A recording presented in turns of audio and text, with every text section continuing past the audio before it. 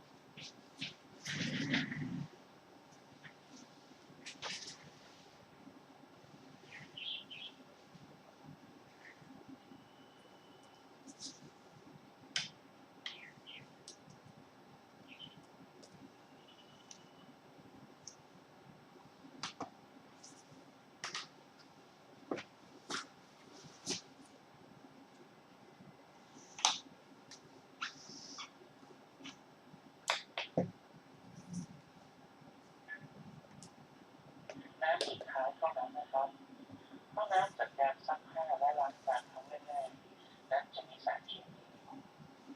ที่อาจจะทำให้ต้นไม้เหี่ยวเฉาหรือเฉาตายได้วิธีประหยัดน้ำสี่นะครับล้างรถให้ถูกวิธี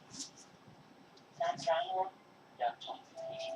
ก็เป็นอีกหนึ่งหนทางที่จะช่วยประหยัดน้ำได้โดยการล้างรถจากส่วนบนมาส่วนล่างและใช้น้ำขังแทนการใช้สายยางจะช่วยประหยัดน้ำได้มากกว่าแต่หลังจากนี้ก็จะได้ไม่ต้องตกใจกับค่าน้ำที่แพงขึ้นในแต่ละส่วนด้วยนะครับวิธีประหยัดน้ำวิธีสุดท้ายนะครับคือแค่ใช้ฝักบัวรดน้ำต้นไม้เพราะการใช้ฝักบัวรดน้ำต้นไม้ในน้ำที่เหลือจากกิจกรรมเช่นน้ำล้างผักและผลไม้จะช่วยประหยัดน้ำได้มากกว่าการรดน้ำเพียงแค่ใช้สายยางต่อจากก๊อกน้ำไปรดน้ำลึกลงสำหรับส่วนเครื่องที่กว้างแนะนำให้เปลี่ยนมาใช้เครื่องแทนก็จะช่วยประหยัดน้ำเหมือนกันนะครับครับเป็นอย่างไรบ้างครับสำหรับประหยัดน้ำทั้ง15วิธีนะครับจะเห็นได้ว่านะครับก็เป็นวิธีที่ไม่ยุ่งยากอะไรบางวิธีก็เป็นวิธีที่ท่านคิดไม่ถึงแต่ก็ช่วยประหยัดน้ำได้มากนะครับแต่ไม่ว่าจะเป็นวิธีไหนก็ต้องอาศัยจิตสำนึกของเราทุกๆคนนะครับฉะนั้นแล้วไม่มีเหลือมากกว่าแรงนะครับที่จะช่วยกันประหยัดน้ำนะครับช่วยกันอนุรักษ์น้ำไว้ใช้ในโอกาสไว้ใช้ในการดำเนินนะครับชีวิตลูกหลานนะครับครับตอนที่เราไปฟังเพลงของพ่อนะครับของทางรายการกันต่อนะครับแล้วหลังจบเพลงนะครับเราก็จะมีสาระกันต่อนะครับ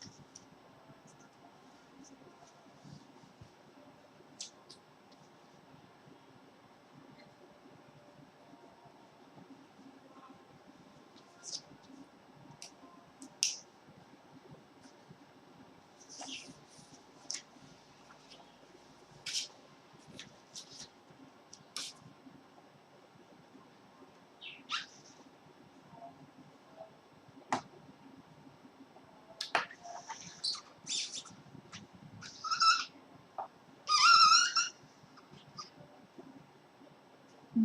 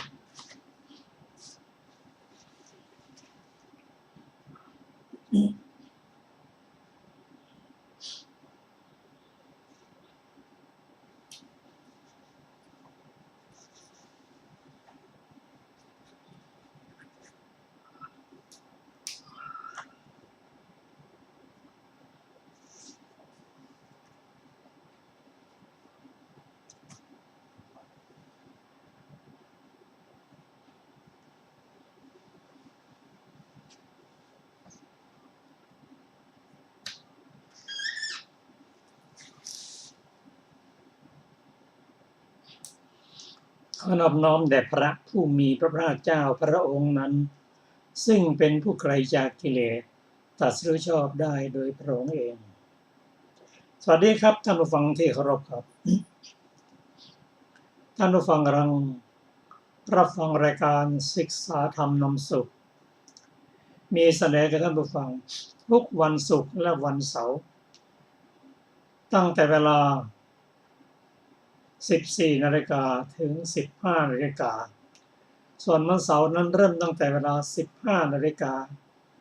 ถึง16 นาฬิกาวันนี้เมื่อ 2,600 ปี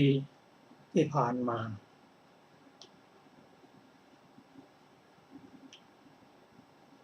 พระผู้มีพระเจ้าของเราประทับอยู่ที่ถ้ำสุกรคาตาที่เขาคิดชกูฏกรุงราชคฤห์วันนั้นเมื่อ 2,600 ปีมาแล้วเป็นวันมาฆบูชาวันมาฆบูชาพระองค์ทรงแสดงพุทธกิจที่สำคัญทั้งภาคเช้าและภาคบ่ายภาคเช้านั้นพระองค์ทรงแสดงพระสูตรชื่อว่าทีฆนคสูตรให้แก่หลานชายของท่านพระสารีบุตร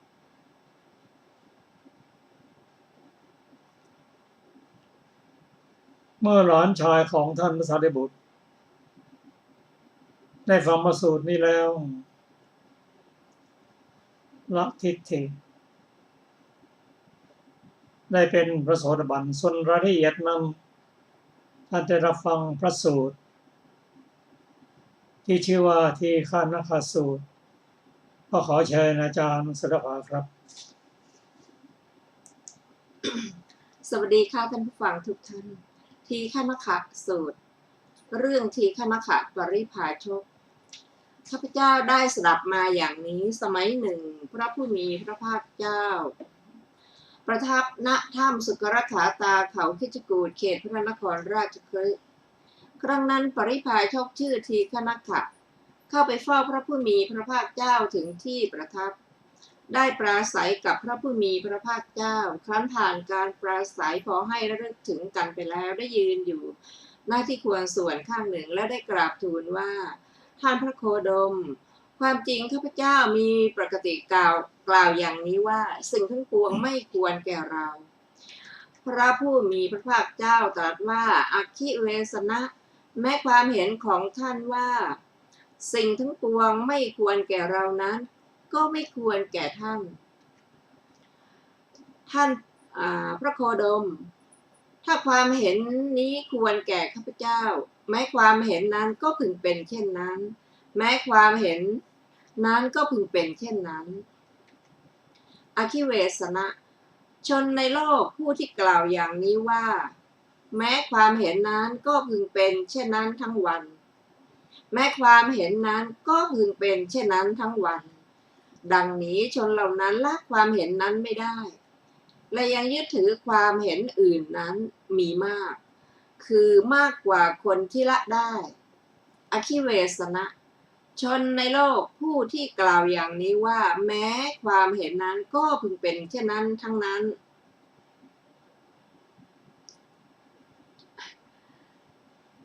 แม้ความเห็นนั้นก็พึงเป็นเช่นนั้นทั้งนั้นดังนี้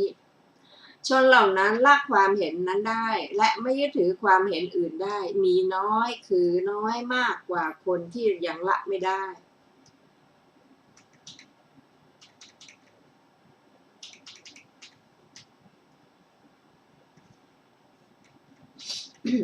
หัวข้อทิฏฐิเป็นเหตุให้เกิดวิวาทอคิเวสนะสมณพราหมณ์พวกหนึ่งมักกล่าวอย่างนี้มักเห็นอย่างนี้ว่าสิ่งทั้งปวงควรแก่เราดังนี้ก็มีสมณพราหมณ์พวกหนึ่งมักกล่าวอย่างนี้มักเห็นอย่างนี้ว่าสิ่งทั้งปวงไม่ควรแก่เราดังนี้ก็มีสมณพราหมณ์พวกหนึ่งมักกล่าวอย่างนี้มักเห็นอย่างนี้ว่าบางสิ่งควรแก่เราบางสิ่งไม่ควรแก่เราดังนี้ก็มีอคิเวสนะบรรดาความเห็นนั้นความเห็นของสมณพราหมณ์พวกที่มักกล่าวอย่างนี้มักเห็นอย่างนี้ว่าสิ่งทั้งปวงควรแก่เรานั้นใกล้ข้างกิเลสอันเป็นไปกับด้วยความกำหนัดใกล้ข้างกิเลสเครื่องประกอบสัตว์ไว้ใกล้ข้างกิเลสเป็นเหตุเพลิดเพลินส่วนข้างกิเลสเป็นเหตุกล้ำกลืนใกล้ข้างกิเลสเป็นเหตุยึดมั่นอคิเวสนะบรรดาความเห็นนั้นความเห็นของสมณพราหมณ์พวกที่มักกล่าวอย่างนี้มักเห็นอย่างนี้สิ่งทั้งปวงไม่ควรแก่เรานั้นใกล้ข้างธรรมไม่เป็นไปกับด้วยความกำหนัดใกล้ข้างธรรมไม่เป็นเครื่องประกอบสัตว์ได้ใกล้ข้างธรรมไม่เป็นเหตุเพลิดเพลินใกล้ข้างธรรมไม่เป็นเหตุกล้ำกลืนใกล้ข้างธรรมไม่เป็นเหตุยึดมั่นเมื่อพระผู้มีพระภาคเจ้าตรัสอย่างนี้แล้วทีฆนคปริพาชกได้กราบทูลพระผู้มีพระภาคเจ้าว่าท่านพระโคดมทรงยกย่องความเห็นของข้าพเจ้าท่านพระโคดมทรงยกย่องความเห็นของข้าพเจ้าอคิเวสนะในความเห็นนั้นๆความเห็นของสมณพราหมณ์พวกที่มักกล่าวอย่างนี้มักเห็นอย่างนี้ว่าบางสิ่งควรแก่เราบางสิ่งไม่ควรแก่เรานั้นส่วนที่เห็นว่าควรใกล้ข้างกิเลสอันเป็นไปกับด้วยความกำหนัดใกล้ข้างกิเลสเครื่องประกอบสัตว์ไว้ใกล้ข้างกิเลสเป็นเหตุเพลิดเพลินใกล้ข้างกิเลสเป็นเหตุกล้ำกลืนใกล้ข้างกิเลสเป็นเหตุยึดมั่นส่วนที่เห็นว่าไม่ควรใกล้ข้างธรรมไม่เป็นไปด้วยความกำหนัดใกล้ข้างธรรมไม่เป็นเครื่องประกอบสัตว์ไว้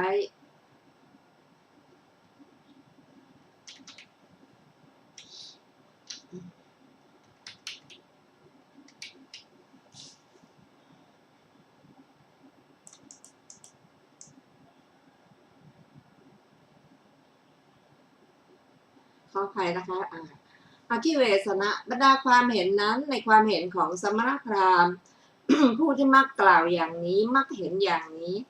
สิ่งทั้งปวงควรแก่เราดังนี้นั้นวินยูชนย่อมตระหนักว่า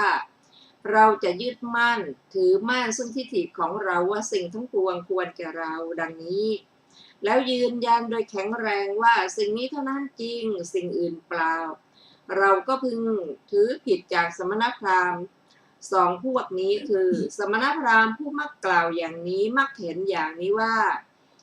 สิ่งทั้งปวงไม่ควรแก่เราหนึ่งสมณพราหมณ์ผู้มักกล่าวอย่างนี้มักเห็นอย่างนี้ว่าบางสิ่งควรแก่เราบางสิ่งไม่ควรแก่เราหนึ่งเมื่อความถือผิดกันอยู่อย่างนี้ความทุ่มเถียงกันก็มีความแข่งแย่งกันก็มีเมื่อมีความทุ่มเถียงกันเมื่อมีความแข่งแย่งกันความเบียดเบียนก็มีวินยูชนนั้นพิจารณาเห็นความถือผิดกันความทุ่มเถียงกันความแข่งแย่งกันและความเบียดเบียนกันในตนดังนี้จึงละทิฏฐินั้นเสียด้วยไม่ยึดถือทิฏฐิอื่นด้วยการละการสละคืนทิฏฐิเหล่านี้ย่อมมีได้ด้วยประการชนี้อาคิเวสนะบรรดาความเห็นนั้นในทิฏฐิของสมณพราหมณ์ผู้ที่มักกล่าวอย่างนี้มักเห็นอย่างนี้ว่าสิ่งทั้งปวงไม่ควรแก่เราดังนี้นั้นวินยูชนย่อมเห็นตระหนักว่าถ้าเราจะยึดมั่นถือมั่นซึ่งทิฏฐิของเราว่าสิ่งทั้งปวงไม่ควรแก่เราดังนี้แล้วยืนยันโดยแข็งแรงว่าสิ่งนี้เท่านั้นจริงสิ่งอื่นเปล่าเราก็พึงถือผิดจากสมณพราหมณ์สองพวกนี้คือสมณพราหมณ์ผู้มักกล่าวอย่างนี้มักเห็นอย่างนี้ว่าสิ่งทั้งปวงควรแก่เราหนึ่งสมณพราหมณ์ผู้มักกล่าวอย่างนี้มักเห็นอย่างนี้ว่าบางสิ่งควรแก่เราบางสิ่งไม่ควรแก่เราหนึ่งเมื่อความถือผิดกันอยู่อย่างนี้มีอยู่ดังนี้ความทุ่มเถียงกันก็มีเมื่อมีความทุ่มเถียงกันความแข่งแย่งกันก็มีเมื่อมีความแข่งแย่งกันความเบียดเบียนกันก็มีวินยูชนนั้นพิจารณาความเห็นความถือผิดความทุ่มเถียงกันความแข่งแย่งกันและความเบียดเบียนกันในตนดังนี้อยู่จึงละทิฏฐินั้นเสียด้วยไม่ยึดถือทิฏฐิอื่นด้วยการละการสละคืนทิฏฐิเหล่านั้นย่อมมีได้ด้วยประการชนี้อาคิเวสนะบรรดาความเห็นนั้นในทิฏฐิของสมณพราหมณ์ผู้มักกล่าวอย่างนี้มักเห็นอย่างนี้ว่าบางสิ่งควรแก่เราบางสิ่งไม่ควรแก่เราดังนี้นั้นวินยูชนย่อมเห็นตระหนักว่าถ้าเราจะยึดมั่นถือมั่นซึ่งทิฏฐิของเราว่าบางสิ่งควรแก่เราบางสิ่งไม่ควรแก่เราดังนี้แล้วยืนยันโดยแข็งแรงว่าสิ่งนี้เท่านั้นจริงสิ่งอื่นเปล่าเราก็พึงถือผิดจากสมณพราหมณ์สองพวกนี้คือสมณพราหมณ์ผู้มักกล่าวอย่างนี้มักเห็นอย่างนี้ว่าสิ่งทั้งปวงควรแก่เราหนึ่งสมณพราหมณ์ผู้มักกล่าวอย่างนี้มักเห็นอย่างนี้ว่าสิ่งทั้งปวงไม่ควรแก่เราหนึ่งเมื่อความถือผิดกันมีอย่างนี้ความทุ่มเถียงกันก็มีเมื่อมีความทุ่มเถียงกันความแข่งแย่งกันก็มีเมื่อมีความแข่งแย่งกันความเบียดเบียนกันก็มีวินยูชนนั้นพิจารณาเห็นความถือผิดกันความทุ่มเถียงกันความแข่งแย่งกันและความเบียดเบียนกันในตนดังนี้อยู่จึงละทิฏฐินั้นเสียได้ไม่ยึดถือทิฏฐิอื่นด้วยนะการสละคืนทิฏฐิเหล่านั้นย่อมมีได้ด้วยประการชนี้อาคิเวสนะก็กายนี้มีรูปเป็นที่ประชุมมหาผู้ทั้งสี่มีมารดาบิดาเป็นแดนเกิดเจริญด้วยข้าวสุกและขนมสดต้องอบละคสีกันเป็นนิดมีความแตกกระจายเป็นธรรมดาท่านควรพิจารณาโดยความเป็นของไม่เที่ยงเป็นทุกข์เป็นโรคเป็นดังหัวฝีเป็นดังลูกศรเป็นความลำบากเป็นความเจ็บไข้เป็นดังผู้อื่นเป็นของทรุดโทรมเป็นของว่างเปล่าเป็นของไม่ใช่ตนเมื่อท่านพิจารณาเห็นกายนี้โดยความเป็นของไม่เที่ยงเป็นทุกข์ เป็นโรคเป็นดังหัวฝีเป็นดังลูกศรเป็นความลำบากเป็นความเจ็บไข้เป็นดังผู้อื่นเป็นของทรุดโทรมเป็นของว่างเปล่าเป็นของมิใช่ตนอยู่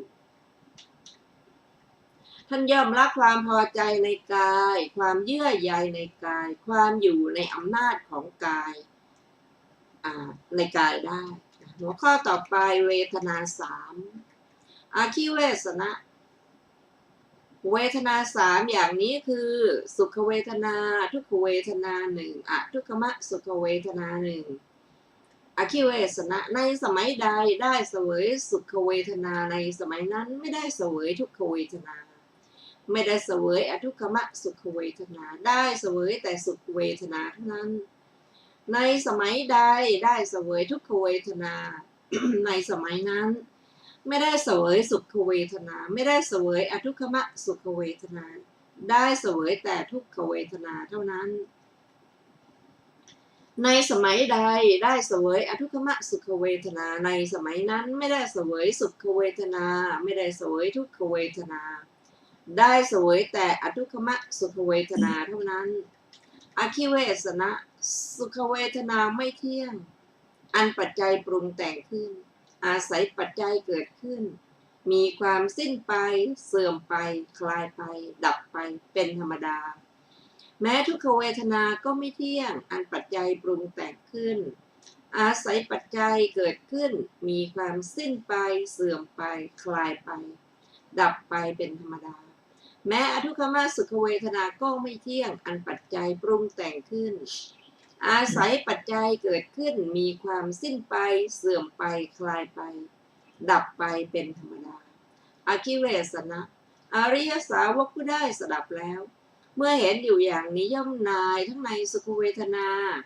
ทั้งในทุกขเวทนาทั้งในอทุกขมสุขเวทนาเมื่อนายย่อมคลายกำหนัดเพราะคลายกำหนัดย่อมหลุดพ้นเมื่อหลุดพ้นแล้วก็มีญาณอย่างรู้ว่าหลุดพ้นแล้วรู้ชัดว่าชาติสิ้นแล้วพรหมจรรย์อยู่จบแล้วกิจที่ควรทำเสร็จแล้วกิจอื่นเพื่อความเป็นอย่างนี้มิได้มีอาคิเวสนะภิกษุผู้มีจิตหลุดพ้นแล้วอย่างนี้ย่อมไม่วิวาทแก่งแย่งกับใครๆโวหารใดที่ชาวโลกพูดกันก็พูดไปตามโวหารนั้นแต่ไม่ยึดมั่นด้วยทิฏฐิก็โดยสมัยนั้นท่านพระสารีบุตรนั่งถวายอยู่งานพัดหน้าเบื้องพระปริศดางพระผู้มีพระภาคเจ้าได้มีความดำริว่าได้ยินว่าพระผู้มีพระภาคเจ้าตรัสละธรรมเหล่านั้นด้วยปัญญาอันยิ่งแก่เราทั้งหลายได้ยินว่าพระสุคตตรัสการสละคืนธรรมนั้นด้วยปัญญาอันยิ่งแก่เราทั้งหลายเมื่อท่านพระสารีบุตรเห็นตระหนักอย่างนี้จิตก็หลุดพ้นแล้วจากอาสวะทั้งหลายเพราะไม่ถือมั่นธรรมจักษุปราศจากทุลีปราศจากมลทินได้เกิดขึ้นแล้วแก่ทีฆนคปริภาชกว่าสิ่งใดสิ่งหนึ่งมีความเกิดขึ้นเป็นธรรมดาสิ่งนั้นทั้งหมดมีความดับไปเป็นธรรมดาทีฆนคปริภาชกแสดงตนเป็นอุบาสกลำดับนั้นทีฆนคปริภาชกมีธรรมอันเห็นแล้วมีธรรมอันถึงแล้วมีธรรมอันทราบแล้วมีธรรมอันหยั่งลงแล้วข้ามความสงสัยได้แล้วปราศจากความเคลือบแคลงถึงความเป็นผู้แกล้วกล้าไม่ต้องเชื่อต่อผู้อื่นในคำสอนของศาสดาได้กราบทูลพระผู้มีพระภาคเจ้าว่าข้าแต่ท่านพระโคดมภาสิทธิ์ของพระองค์แจ่มแจ้งนักข้าแต่ท่านพระโคดมภาสิทธิ์ของพระองค์แจ่มแจ้งนักเปรียบเหมือนบุคคลหงายของที่คว่ำเปิดของที่ปิดบอกทางให้แก่คนหลงทางหรือตามประทีปในที่มืดด้วยคิดว่าผู้มีจักษุจักเห็นรูปดังนี้ฉันใดท่านพระโคดมทรงประกาศธรรมโดยอเนกปริยายฉะนั้นเหมือนกันข้าพระองค์ขอถึงพระผู้มีพระภาคเจ้าพระธรรมและพระสงฆ์ว่าเป็นสรณะขอท่านพระโคดมจงจำข้าพระองค์ว่าเป็นอุบาสกผู้ถึงสรณะขอท่านพระโคดมจงทรงจำข้าพเจ้าว่าเป็นอุบาสก พูดถึงสรณะตลอดชีวิตตั้งแต่วันนี้เป็นต้นไปดังนี้แลจบทีฆนขสูตรที่สี่ครับท่านผู้ฟังที่เคารพครับท่านผู้ฟังอะไรรับฟังทีฆนขสูตรที่พระผู้มีเจ้าได้แสดงให้แก่ทีฆนขปริพชกหลานชายของท่านพระสารีบุตรซึ่งท่านได้มีทิฏฐิคือความเห็นลึกๆว่าท่านมีทิฏฐิคือสุญญตทิฏฐิก็สมัยนั้นมีทิฏฐิหลักๆคือสุญญตทิฏฐิกับสัสสทิฏฐิความเห็นว่าไม่เที่ยงหรือเที่ยงท่านมีความเห็นว่าการปฏิสนธิไม่ควรแก่ท่านและก็ไม่ควรแก่ผู้อื่นท่านจึงได้รับฟังพระธรรมนี้ซึ่งพระผู้มีพระเจ้าทรงแสดงให้ฟังเขาเป็นหลานชายของท่านพระสารีบุตรเห็นว่าหลวงลุงหรือพระสารีบุตรนั้นไปบวชในลัทธิอื่นได้15 วันแล้วเราจะตามไปหาหลวงลุงว่าท่านปฏิบัติธรรมอย่างไรและเราจะได้ฟังธรรมจากพระผู้เป็นเจ้าด้วยข้อจริงเมื่อไปถึงแล้วที่ถ้ำเสรคาตาคณะนั้นท่านพระสารีบุตรได้ถวายงานพัดในด้านหลังของพระผู้เป็นเจ้าเทฆนขปริชกได้ทูลถามพระผู้เป็นเจ้าว่าข้าแต่พระองค์ผู้เจริญข้าพระองค์เห็นว่าทุกสิ่งทุกอย่างไม่ควรแก่ข้าพระองค์ซึ่งความเห็นนี้เห็นว่าการปฏิสนธิทุกอย่างไม่ควรแก่เขาเป็นความเห็นไม่ได้ประกอบด้วยปัญญาไม่ได้ตรัสรู้และก็ความเห็นอย่างนี้ก็ละความเห็นไม่ได้ด้วยซึ่งพระผู้เจ้าตรัสว่าความเห็นอย่างนั้นก็ไม่ควรแก่ท่านเหมือนกันส่วนบุคคลที่มีความเห็นว่าไม่ควรนั้นเป็นผู้ที่ไกลต่อการละเป็นผู้มีความเห็นว่าไม่ประกอบกับโลกคนที่มีความเห็นอย่างนี้แต่ละความเห็นได้มีน้อยเหลือเกินเมื่อมีความเห็นอย่างนี้ก็ไปยึดมั่นถือมั่นว่าทุกจริงไม่ควรและความเห็นของผู้อื่นนั้นผิดหมดความจริงยังมีสมณพราหมณ์มีพวกหนึ่งเห็นว่าทุกสิ่งทุกอย่างควรแก่ตนควรได้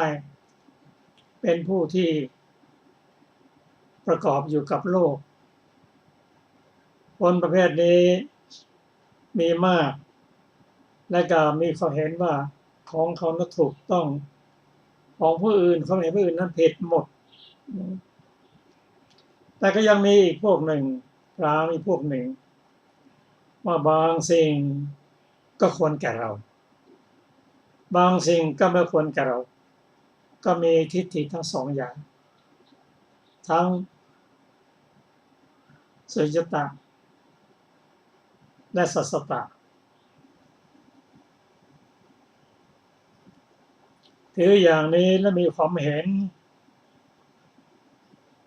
ว่าความเห็นของตนนะถูกต้องที่สุดความเห็นที่ว่าไม่ควรหรือว่าควรนั้นก็ไม่ถูกต้อง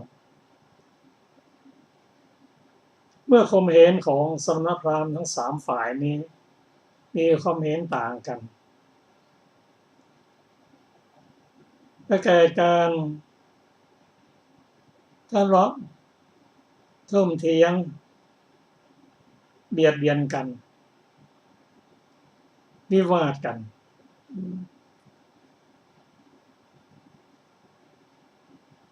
ความเห็นดังกล่าวนั้น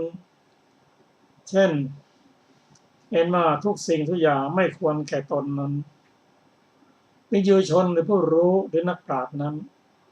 ท่านเห็นว่าทำอย่างนี้ไปขัดกับผู้อื่นท่านก็ละทิฏฐินี้เสียส่วนผู้ถือทิฏฐิว่าทุกสิ่งทุกอย่างนั้นควรแก่ตนวิญญูชน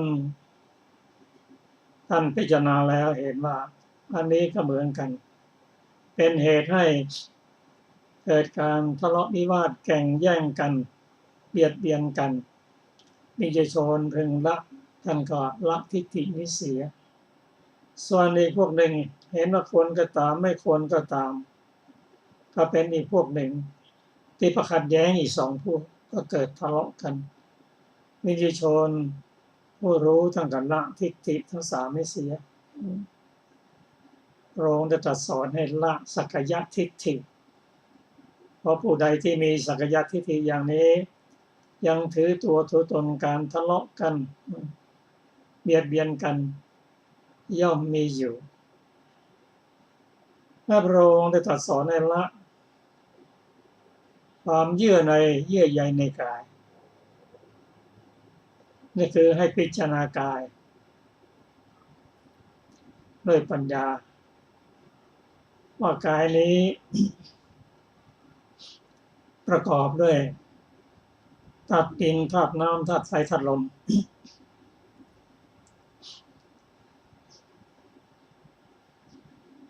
เกิดขึ้นด้วยตัณหา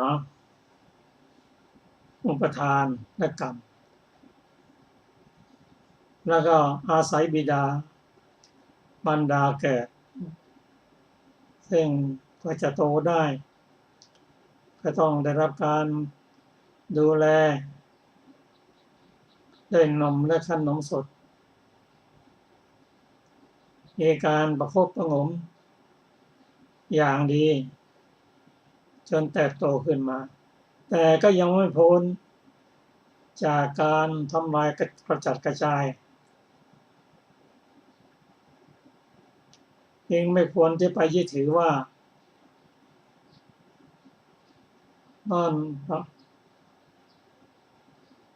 กายของเรา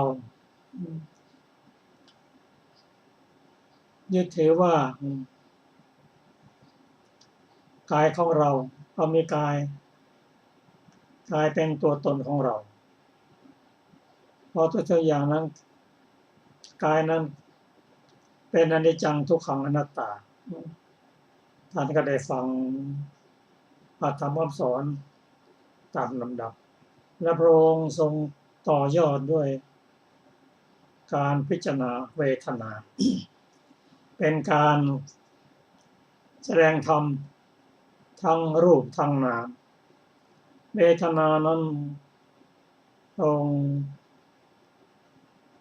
ตรัสว่าเวทนานั้นมีสามคือสุขเวทนา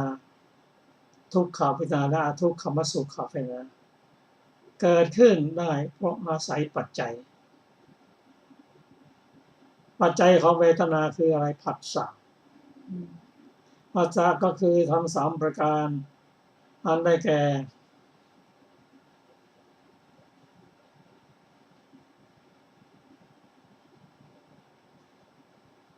สามประการก็ได้แก่สลายตนะ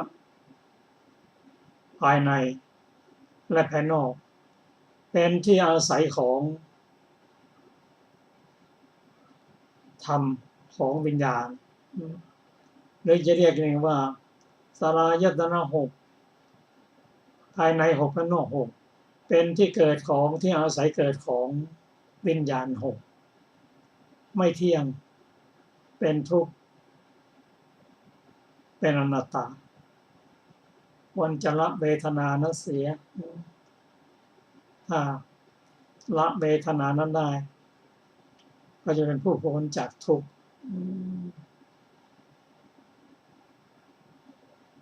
พระท่านวสารีบุตรได้ฟังพระธรรมนั้นด้วย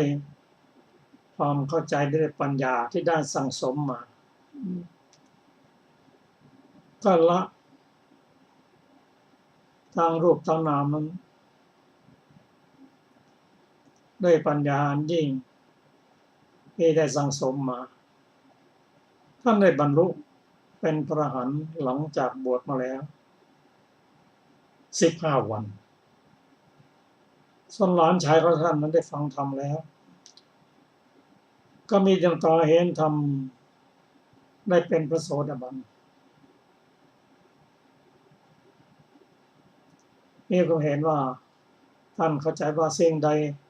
ที่เกิดขึ้นเป็นธรรมดาย่อมดับไปเป็นธรรมดา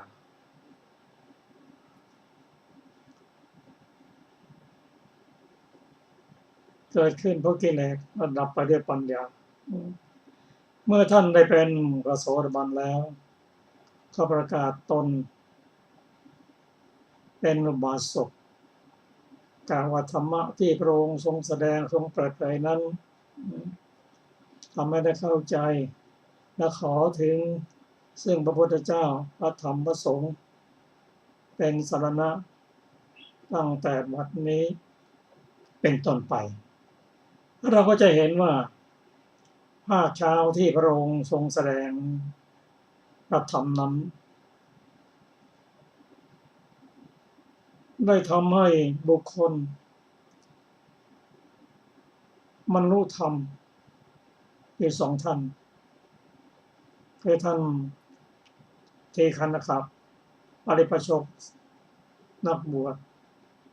นอกศาสนานั้นเปลี่ยนมานับถือพุทธศาสนาเป็นพระอริยบุคคลเป็นต้นส่วนบุคคลต่อมานั่นก็คือพระสารีบุตรได้เป็นพระอรหันต์ในวันนั้นอันนี้เป็นภาคเช้าท่านผู้ฟังที่เคารพส่วนภาคบ่ายนั้นมีการประชุมใหญ่ซึ่งการประชุมครั้งนั้นเป็นการประชุมครั้งเดียวของพระผู้มีพระเจ้าของเรารายละเอียดในภาคบ่ายนั้นจะเป็นอย่างไรก็ขอเชิญอาจารย์ศิลภาในวันที่ท่านพระสารีบุตรบรรลุอรหัตผลในเวลาบ่ายมีการประชุมสงฆ์ณพระเวฬุวันวิหารที่เรียกว่าจาตุรงคสันนิบาตอันประกอบด้วยองค์4คือเป็นวันขึ้น15 ค่ำเดือน 3อยู่ในมาฆฤกษ์ภิกษุ 1,250 องค์มาประชุมกันโดยไม่ได้นัดหมายภิกษุที่ร่วมประชุมล้วนเป็นพระอรหันตขีณาสพผู้ได้อภิญญา6ภิกษุทั้งหมดล้วนเป็นเอหิภิกขุอุปสัมปทาในที่ประชุมสงฆ์ครั้งนั้นพระพุทธองค์ทรงสถาปนาพระสารีบุตรและพระโมคคัลลานะให้เป็นคู่อัครสาวกตรัสว่าสาวกบารมีญาณของทั้ง2ท่านนี้ต่างก็ได้บำเพ็ญมาจนเต็มเปี่ยมแล้วนั้นด้วยอสงไขยกับอีกแสนกับจากนั้นทรงแสดงโอวาทปาติโมกข์ในท่ามกลางที่ประชุมสงฆ์ณพระวิหารณพระเวฬุวันวิหารอันมีภิกษุปุรานัชดิน 1,000 รูปภิกษุบริวารของท่านพระสารีบุตรและพระโมคคัลลานะอีก250 รูปความว่าขันติเป็นธรรมเครื่องเผากิเลสอย่างยิ่งพระพุทธเจ้าทั้งหลายตรัสว่านิพพานเป็นธรรมอันสูงสุด ผู้ทำร้ายผู้อื่นไม่ชื่อว่าเป็นบรรพชิตผู้เบียดเบียนผู้อื่นไม่ชื่อว่าเป็นสมณะการไม่ทำบาปทั้งปวงหนึ่งการยังกุศลให้ถึงพร้อมหนึ่งการทำจิตให้ผ่องใสหนึ่งนี้เป็นคำสอนของพระพุทธเจ้าทั้งหลายการไม่กล่าวร้ายหนึ่งการไม่ทำร้ายหนึ่งความสำรวมในพระปาติโมกข์หนึ่งความเป็นผู้รู้ประมาณในโภชนะหนึ่งที่นั่งที่นอนอันสงัดหนึ่งการประกอบความเพียรในอธิจิตหนึ่งนี้เป็นคำสอนของพระพุทธเจ้าทั้งหลาย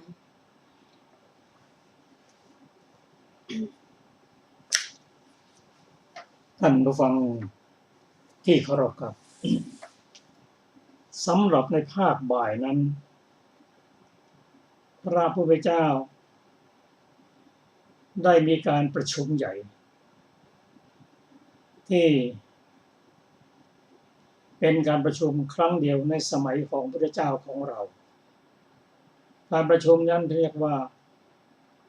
จาตุรงคสันนิบาตนั้น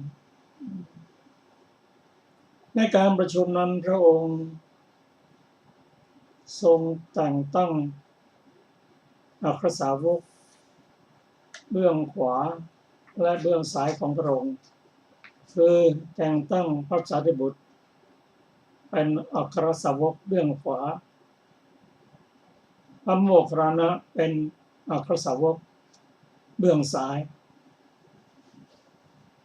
หลังการแต่งตั้งนั้นมีภิกษุผู้เป็นปุถุชนได้กล่าวทำนองว่าพระผู้มีพระเจ้าทรงแต่งตั้งท่านพระสารีบุตรและท่านโมคคัลลานะนั้นด้วยความพอใจด้วยความเอ็นเอียงเพราะว่าผู้ที่ควรจะเป็นนักสาวกนั้นควรจะเป็นผู้ที่บวชนานเป็นพระอรหันต์ซึ่งมีอยู่มากเช่นพระปัญจวัคคีย์ทั้งห้า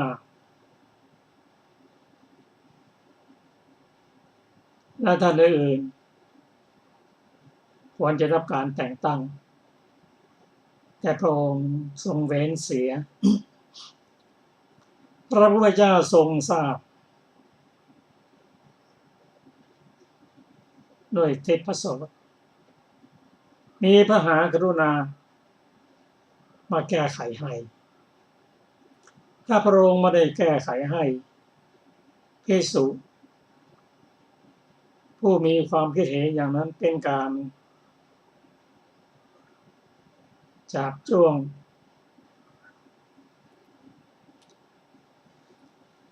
ติเตียนพระอริยะแต่โทษก็ตกนรกพระองค์เสด็จมาตรัสถามว่าภิกษุทั้งหลายเธอกำลังสนทนากันเรื่องอะไรภิกษุเหล่านั้นก็กราบทูลตามความเป็นจริงว่าพระองค์ทรงแต่งตั้งท่านพระสารีบุตรและท่านโมคคัลลานะนั้นด้วยความรักความเอ็นเอียงบุคคลอื่นที่สมควรเป็นผู้ที่พันเตอยู่ก็มีหลายท่านพระองค์ทรงเว้นเสียพระองค์ตรัสว่าไม่ใช่อย่างนั้นภิกษุการแต่งตั้งนั้นเป็นไปตามบุญบารมีและความปรารถนาของท่านพระสารีบุตรและท่านมหาโมคคัลลานะในสมัยพระพุทธเจ้าองค์ก่อนๆแล้วซึ่งพระองค์ก็ตรัสแสดงให้ฟังถึงเหตุทั้งผล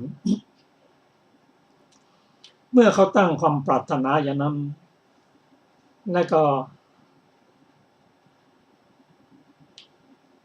ได้สร้างบุญกุศลมาตามลำดับถึงคราวที่เขาจะได้รับเขาก็ได้รับเราก็แต่งตั้งให้ส่วนท่านนันดาโกฏัญญะนั้นท่านปรารถนาที่ จะมีดวงตาเห็นธรรมก่อนผู้อื่นเขาก็ได้รับแล้ว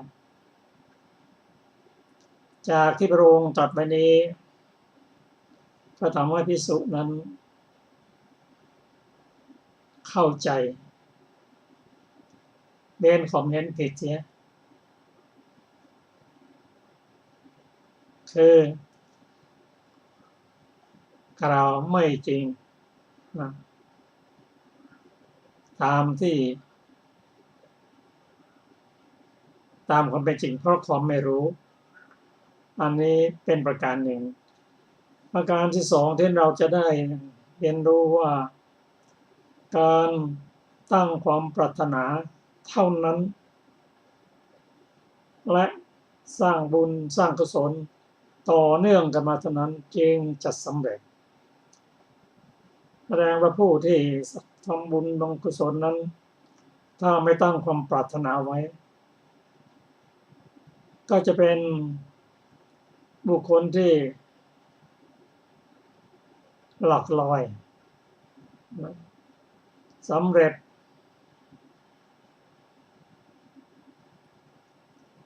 ไม่สำเร็จตามที่ไม่ได้ตั้งความปรารถนาไว้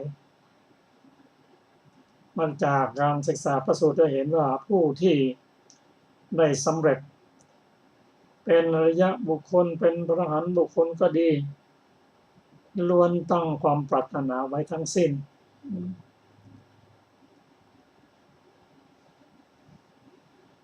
ท่านผู้ฟังที่เคารพครับจากพระสูตรนี้เราจะเห็นว่าพระพุทธเจ้าของเราพระองค์นั้นเป็นสัพพัญญูประกอบไปด้วยพระปัญญาที่คุณพระบริสุทธิ์ที่คุณและมหากรุณาธิคุณผู้ที่เข้าไปนั่งใกล้ได้ฟังธรรมจากพระองค์ย่อมเกิดปัญญาโดยเฉพาะผู้ที่ได้สั่งสมปัญญามาก่อนนั้นก็จะต้องได้ฟังธรรมจากพระพุทธเจ้าเสียก่อนจึงจะได้บรรลุเป็นอริยบุคคลจากพระสูตรที่เราได้ศึกษากันนั้นเป็นพระสูตรที่พระองค์กล่าวว่าปุถุชนสอนปุถุชนได้เป็นพระอรหันต์ถามว่าทำไมเป็นอย่างนั้นพระสูตรตรัสว่าก็คำที่มาสนทนากันศึกษากันนั้นเป็นธรรมะของพระพุทธเจ้าถ้าไม่ใช่เป็นธรรมะของพระพุทธเจ้าแล้วก็ไม่สามารถจะเป็นอริยบุคคลหรือเป็นพระอรหันต์บุคคลได้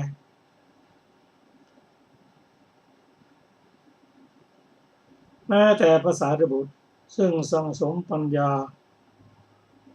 มาในอดีตจากพระพุทธตั้งแต่สมัยพระเจ้าองค์ก่อนๆแล้วถ้าไม่ได้ฟังธรรมของพระพุทธเจ้าแล้วก็ไม่สามารถที่จะเป็นพระโสดาบันได้ก็ธรรมะที่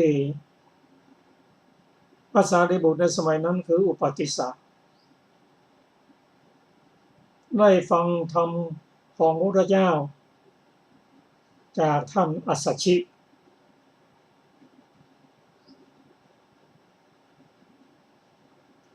ซึ่งท่านอัสสชิเป็นพระอรหันตบุคคลก็ได้ฟังธรรมจากพระพุทธเจ้าจึงแจ้งแก่ท่านอุปติสสะว่าพระพุทธเจ้ามีปกติตรัสอย่างนี้ว่าธรรมใดเกิดแต่เหตุพระองค์แสดงเหตุและความดับของเหตุนั้น อุปติสสะได้สั่งสมปัญญามา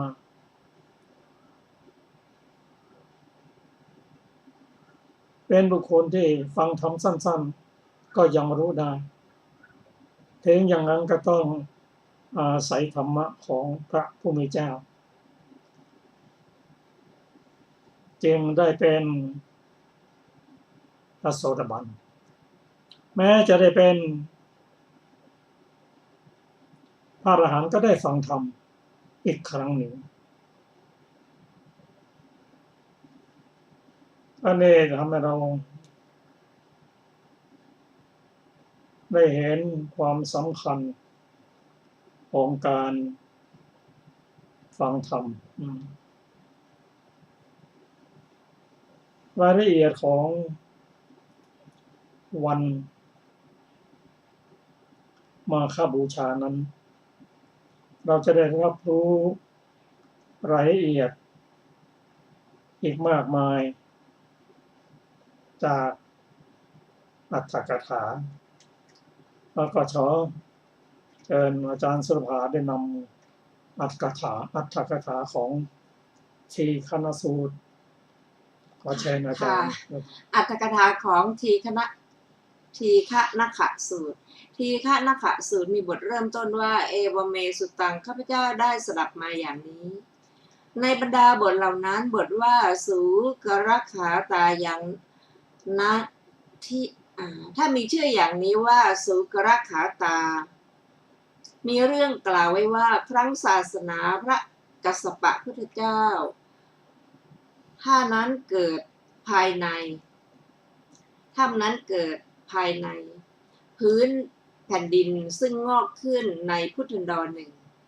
อยู่มาวันหนึ่งสุกรตัวหนึ่งคุ้ยฝุ่นในที่ใกล้เขตปิดถ้ำนั้น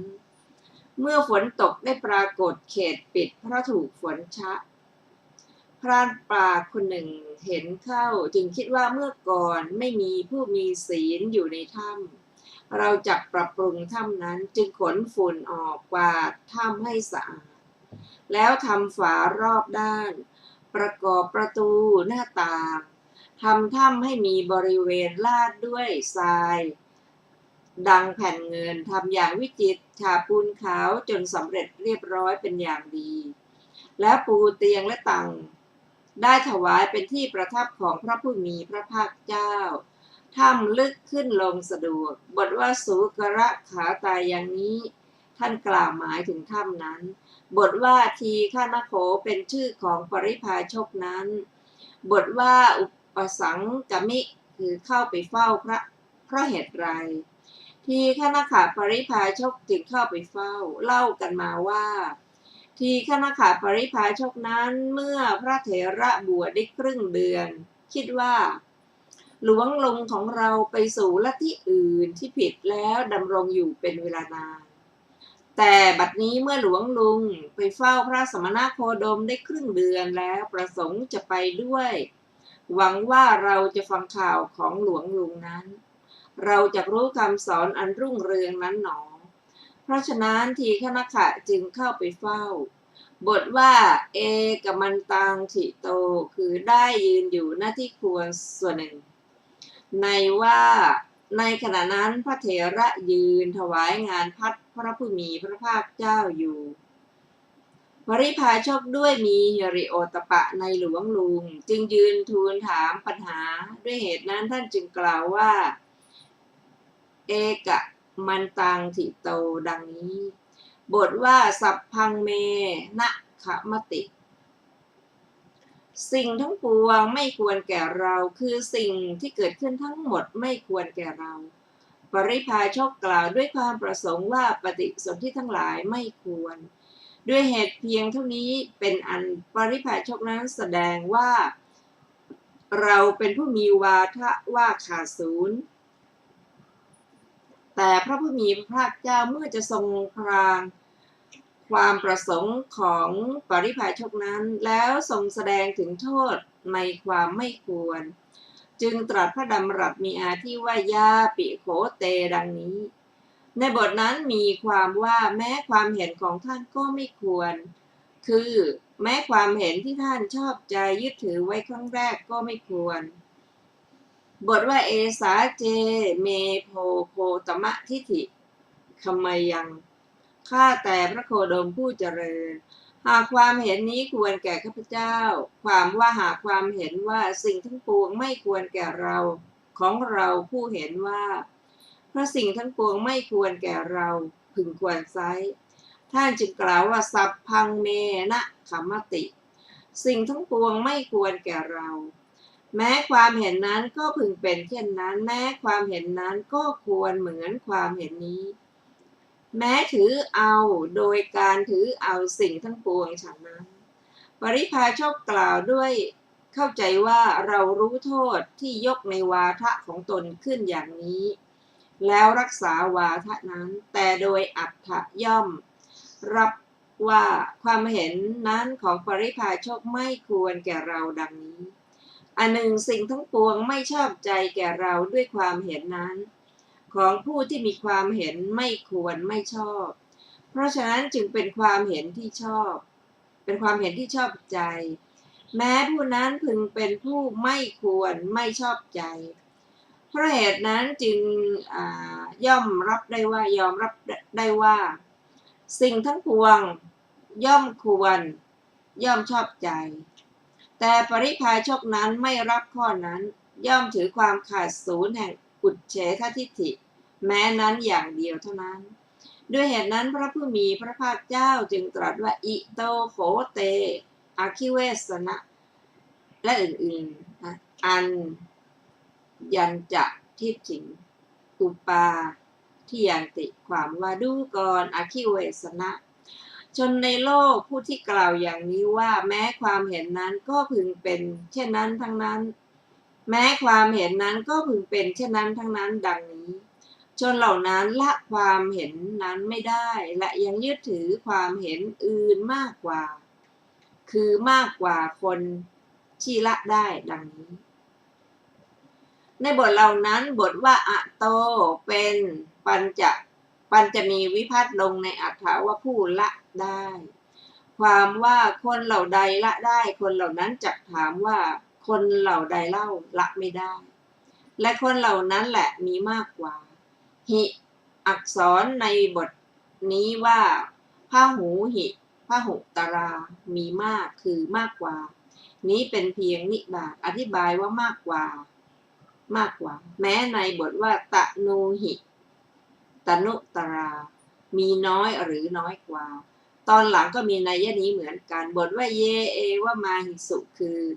ชนเหล่าใดกล่าวแล้วอย่างนี้บทว่าตังเจวทิถิงอุปาทิยันติชนเหล่าใดละความเห็นนั้นไม่ได้และยังยึดถือความเห็นอื่นนั้นคือยังละความเห็นเดิมไม่ได้ยังยึดถือความเห็นอื่นอีกอันหนึ่งในบทนี้อธิบายดังต่อไปนี้ยึดถือแม้ความเที่ยงแล้วก็ไม่ละความเที่ยงนั้นไม่สามารถจะยึดถือความขาดศูนย์หรือความเที่ยงแต่บางอย่างได้ยึดถือแม้ความขาดศูนย์แล้วก็ไม่ละความขาดศูนย์นั้นไม่สามารถจะยึดถือความเที่ยงหรือความเที่ยงแต่บางอย่างได้ยึดถือแม้ความเที่ยงแต่บางอย่างแล้วไม่ละความเที่ยงแต่บางอย่างนั้นไม่สามารถยึดถือความเที่ยงหรือความขาดศูนย์ได้อันหนึ่งไม่ละความเที่ยงเดิมสามารถยึดถือความเที่ยงอื่นอย่างไรเพราะสมัยหนึ่งยึดถือว่ารูปเที่ยงแล้วสมัยต่อมาไม่ยึดถือรูปล้วนๆเท่านั้นว่าเที่ยงแม้เวทนาก็เที่ยงแม้วิญญาณก็เที่ยงในความขาดศูนย์ก็ดีในความเที่ยงแต่บางอย่างก็ดีก็มีนัยนี้เหมือนกันพึงเข้าใจว่าแม้ในอายตนะก็เหมือนในขันธ์ท่านกล่าวบทว่าตังเจวทิฏฐิงและอื่นๆจนอุปาทิยันติละความเห็นนั้นไม่ได้และยิ่งยึดถือความเห็นอื่นดังนี้หมายถึงความข้อนี้พึงทราบความในวาระที่สองดังต่อไปนี้บทว่าอะโตเป็นปัญจะมีวิภัตติลงในอรรถะว่ายังละไม่ได้ความว่าผู้ใดยังละไม่ได้เพราะฉะนั้นผู้นั้นจักถามว่าผู้ใดเล่าละได้ผู้นั้นแหละมีน้อยกว่าบทว่าตังเจวทิฏฐิจนถึงณ อุปาที่ยันติชนเหล่านั้นละความเห็นนั้นได้และยังไม่ยึดถือความเห็นอื่นความว่าละความเห็นเดิมนั้นได้และไม่ถือเอาความเห็นอื่นอย่างไรเพราะในสมัยหนึ่งยึดถือว่ารูปเที่ยงแล้วสมัยต่อมาเห็นโทษในความเห็นนั้นแล้วละได้ด้วยคิดว่าความเห็นของเรานี้หยาบคือยอมสละได้ว่ามิใช่ความเห็นว่ารูปเที่ยงอย่างเดียวเท่านั้นหยาบเห็นว่าแม้เวทนาก็เที่ยงหยาบแม้วิญญาณก็เที่ยงหยาบเหมือนกันในความขาดศูนย์ก็ดีในความเที่ยงบางอย่างก็ดีก็มีนัยนี้เหมือนกันพึงเข้าใจว่าแม้ในอายตนะก็เหมือนในขันธ์ฉะนั้นด้วยประการชนี้ชื่อว่าละความเห็นเดิมนั้นได้และไม่ยึดถือความเห็นอื่นบทว่าสันติอคิเวสนะพระผู้มีพระภาคเจ้าทรงปรารภขึ้นเพราะเหตุไรเจ้าลัทธิที่ถือว่าขาดศูนย์นี้ย่อมปิดบังลัทธิของตนแต่เมื่อกล่าวคุณของลัทธินั้นจักทำลัทธิของตนให้ปรากฏเพราะพระผู้มีพระภาคเจ้าครั้นทรงแสดงลัทธิที่เหนือที่เหลือเป็นอันเดียวกันนั้นเพื่อทรงแสดงแยกจากกันจึงทรงปรารภเทศนานี้พึงทราบในความในบทมีที่ว่าสราคายะสันติเกใกล้ข้างกิเลสอันเป็นไปกับด้วยความกำหนัดดังต่อไปนี้ใกล้กิเลสเครื่องยินดีในวัฏฏะด้วยอำนาจราคะคือใกล้กิเลสเครื่องผูกในวัฏฏะด้วยเครื่องผูกคือตัณหาและทิฏฐิอธิบายว่ากลืนด้วยความยินดีในตัณหาและทิฏฐิด้วยอำนาจแห่งตัณหาและทิฏฐินั่นเองแล้วใกล้ความยึดมั่นและความยึดมั่นถือมั่นพึงทราบความในบทมี